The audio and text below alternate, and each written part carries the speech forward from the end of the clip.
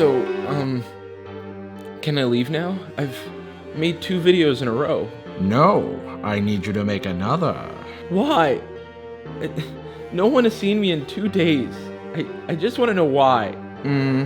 YouTube, primarily. What?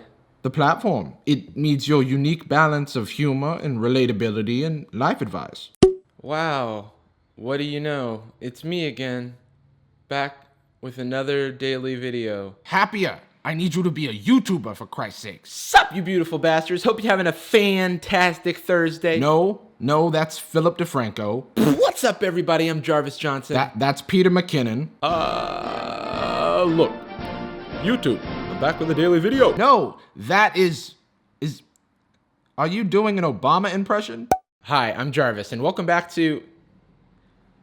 There's another video Thursday. I've been having a lot of fun the past couple days making these videos, so I figure I'd keep it going. If you want more of these, definitely let me know in the comments, and like and subscribe and all that jazz. Essentially, if these do well, then I'll probably keep making more of them, because we're trying to grow the channel out here. Help some more people out. Make some more people laugh. Stop that. Today I wanted to talk about money, which is a tough topic to talk about considering lots of people dedicate their entire lives to it. So I figured, why don't I, a 26-year-old YouTuber, comment on this very difficult and nuanced subject in a very short video. Looking at where I came from and where I am now, I've learned a lot about the transition into adulthood, and I want to start sharing more of that stuff with you guys. Speaking of adulting, it's the topic of the new episode of Sad Boys, which you can find up here or in the description down below. Ah, yes, a podcast plug.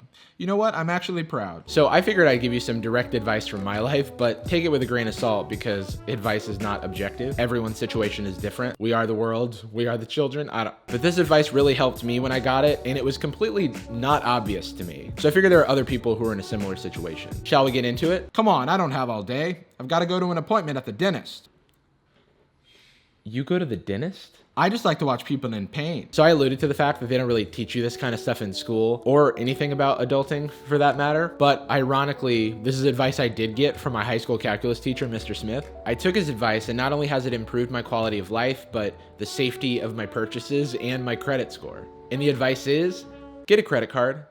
Just do it. If you live in America, it can actually hurt you not to have a credit card. I think credit cards get a bad rap from like those episodes of 90s sitcoms where teenagers would get a credit card and then they'd max it out. And the lesson I think was like, credit cards are bad or teenagers are irresponsible. I don't know. Credit cards are an essential way of building your credit, and you need to build your credit in order to do things like get loans or buy a house, get an apartment, that kind of thing. When you get your first credit card, it will be effectively useless, and that's fine because time is an important factor here. Time that the account has been opened, the number of times you've made your payments on time, the times that you've missed payments, which should be 0. Your first credit card will have a very low credit limit, so I don't actually recommend you do any regular spending on it. I say you just put something recurring on it, like a Netflix subscription, and just leave it alone for a while. Ideally, you only want to be utilizing 1 to 5% of your overall credit limit at any given time. So if you have a credit limit of like $1,000 and you put a $10 Netflix subscription on it, that's a 1% credit utilization, and that's basically enough to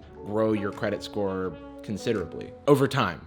So keep that in mind. Also, you've got to pay off your credit card correctly. The scary parts of credit cards happen when you don't pay off your full balance every month and you carry a balance. So make sure you pay it all off every single month. There's this thing called minimum balance due, which is going to be a smaller amount than your full balance, but it's a total scam to get you to pay interest. Instead, if you're paying it off every month and using your credit card like a debit card, then you're able to reap all of the benefits that credit cards give you. Yeah, what are those benefits exactly? So I think security is one of the most important ones, and no one's talking about that. Debit cards, unlike credit cards, are direct lines to your checking account. If you were using those all the time, you'd be exposing yourself to fraud and card skimmers that steal your data. And if your information did ever get compromised, it's like pulling teeth to get that resolved with debit cards and banks specifically. Like my debit card information got stolen when I was in college. Oh, that's funny. And I had to file a police report to get it resolved. If that had been a credit card, I would just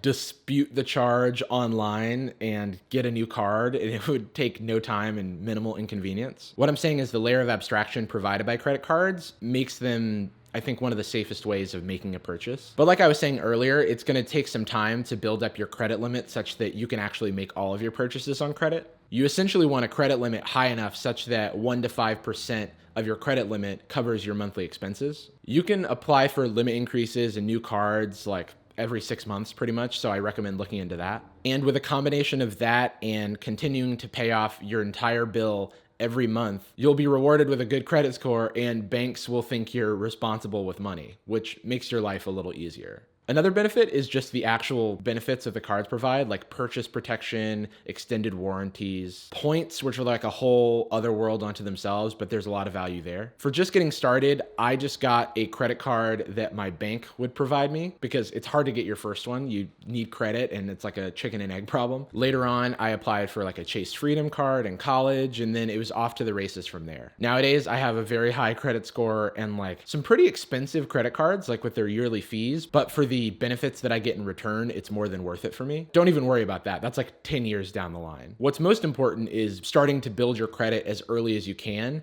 because later in life, it's going to pay you back. Literally. The unfortunate truth about credit cards is that they make sense economically for companies because the majority of people do not use credit responsibly, and so they're able to collect a lot of money on interest. But what that means for those of us who are able to use credit responsibly is that we get essentially all of the benefits with no cost. The bottom line is that the credit system in the US is a broken game, and so you've got to play it before it plays you. That kind of sounds like a movie trailer. This summer, you've got to play the credit system before it plays you. Okay, I'm dumb. That's all I've got for today. I'll see you next time. Like and subscribe and comment and do all the things. See ya. Actually, that was quite informative. If you have a few more minutes, I have some questions.